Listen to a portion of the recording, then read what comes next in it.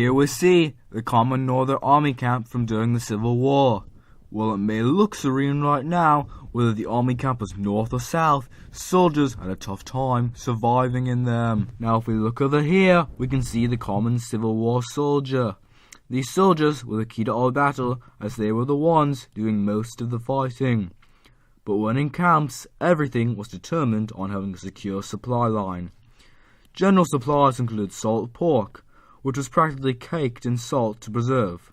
They also had coffee and hardtack, as you see here, a type of thick and hard cracker that was chewable only when put in coffee. Otherwise, it was practically rock hard. Soldiers also commonly got diseases in these camps, such as smallpox, measles, and dysentery. There were no known cures for these, so getting one of them was almost always a sure death ticket. An average day in a war camp usually consisted of all these details, though every once in a while some important news, or more specifically, an important set of orders, would come in, as they did one morning in September of 1862. These orders! I got them! On this morning, one of the largest successes had happened for the Union. A private had secured a copy of General Robert E. Lee's orders while in transit, the famous Order number 191. But even with such a great advantage, the coming battle was one of the Union's largest failures. These orders would immediately be given to General McClellan, who is the one behind this large-scale fail, even with such the advantage. On September 17th, 1862, the day that the Battle of Antietam takes place, General McClellan, with his new set of orders telling Lee's exact movements, makes the worst mistake in the whole battle, and as Joseph Hooker and his troops attack Lee's leftmost flank, leaving the rest of Lee's troops open for retreat. This first attack takes place in Miller's cornfield, where both sides keep pouring in reinforcements, causing a ton of casualties. Each attack launching from both sides is equally as vicious as the other. The Union almost breaks through, but General Stonewall Jackson and his men end up standing their ground near Dunker Church, and the battle ends in a bloody draw, with both sides having equally harsh casualties of around 13,000 men. During this long and strenuous battle, General Hooker ends up getting shot through the foot by a Confederate sharpshooter, and control is given to General Meade to continue the assault at the cornfield and through the east and west woods.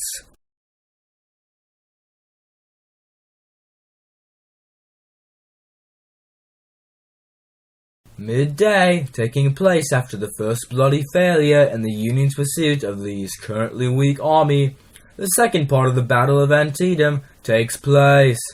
The Union attacks the southmost flank at an eroded farm roadway known as the Bloody Lane. The rebels use the road as cover and shoot at Union troops from the refuge, though the Union's piercing attacks easily break through, and they take this part of Lee's battle territory. McClellan, however, does not take the advantage of this success and ends up losing the chance for an easy cleanup of the battle. While the success leans victory towards the Union, this failure to proceed afterwards keeps the battle still close to even. When you bring up the Battle of Antietam, a lot of thoughts come into my head. Because back when I studied it, it was a very good topic about the Civil War. I mean, not only was it one of the bloodiest battles in American history, it was also the Union strategical victory that allowed Lincoln to pass the Emancipation Proclamation. So overall, I think that it was a very good, very definable battle in the Civil War. The last part of this battle, taking place later in the day, is led by Major General Ambrose Burnside. Burnside is commanded to pursue the Confederate troops and break their right flank. After multiple attempts and attacks, Burnside is finally able to push him and his several thousand troops over a bullet-battered stone bridge that crosses over Antietam Creek, breaking through the south right flank. A Union victory is almost certain from this point, until the last second Major General A.P. Hales and his troops enter the battlefield as reinforcements from Harper's Ferry for the Confederate side. With the Confederates' newfound strength, they force back Burnside's troops behind the bridge and end up saving their army from the harsh defeat that they would have suffered otherwise. But they see him! Hey Dixie, I will take my stand! Due to McClellan's bad decisions on where to attack, he costed the Union a desperately needed victory. These decisions allowed Lee to move his forces to each battle in order to have the most possible strength, while attacking the rightmost flank first would have cut off Lee completely and sealed a victory for the Union. After the main battle, Lee retreats and takes wounded soldiers to safety, while McClellan pursues them. He barely puts any effort into it at all, and Lee ends up retreating and surviving completely.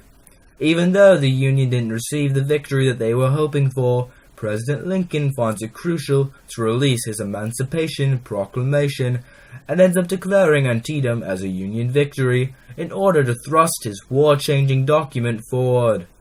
This proclamation would end up changing the course of the war completely, both in its events and morals altogether.